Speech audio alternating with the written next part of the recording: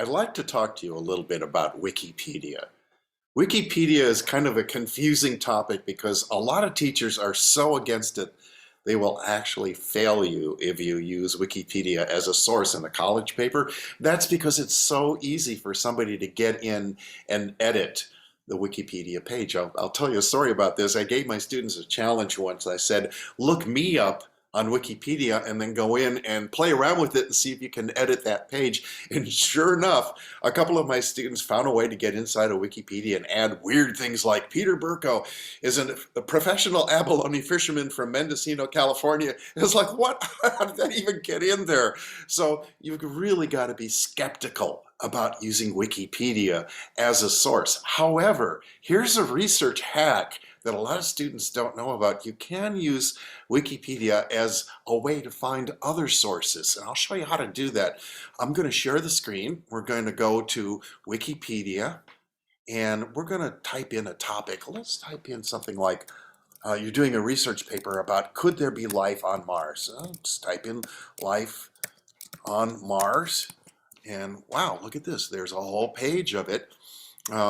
And you can read all this background information. It's kind of interesting background information, but you don't want to quote this in your research paper. However, and this is the key to the hack, if you go to the bottom of any Wikipedia page, there's a list of sources. It's much like your works cited section would be, and it shows where all the people who made all these entries in this page got their information.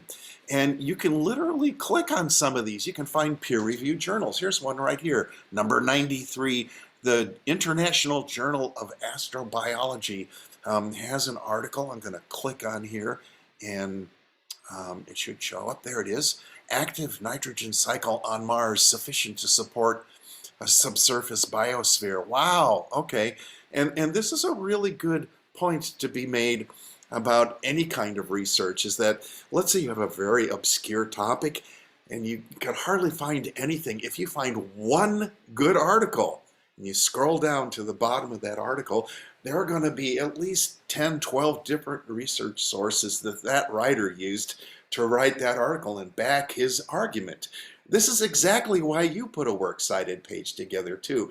It's not just because if you don't, you'll get a bad grade on the paper. It's because when somebody else is reading your research paper, they're going to scroll down to the bottom, see where you got all of your information, and if they're really interested in your topic, they're going to want to read those articles that you also read. So we're trying to get away from just jumping through the hoops to earn a grade. You know, I'm just going to throw in a works cited page because I have to. We want to kind of get into the whole spirit of research, what that's all about and what it means, because you're joining a conversation with the rest of the world about your topic, and you're going to share who else you were listening to on your works cited page. I hope that makes sense. If you have any questions, don't hesitate to ask.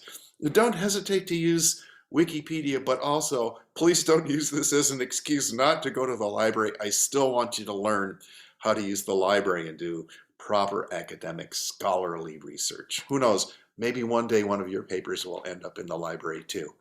We can only hope.